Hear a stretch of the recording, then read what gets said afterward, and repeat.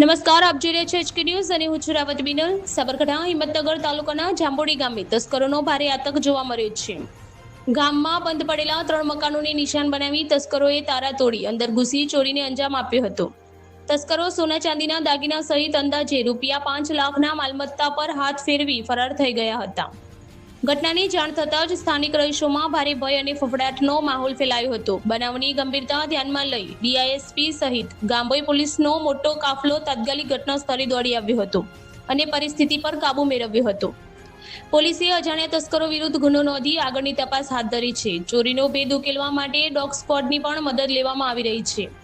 સાથે જ તસ્કરોને ઝડપી પાડવા માટે પોલીસે અલગ અલગ ટીમો બનાવી સઘન તપાસ શરૂ કરી છે।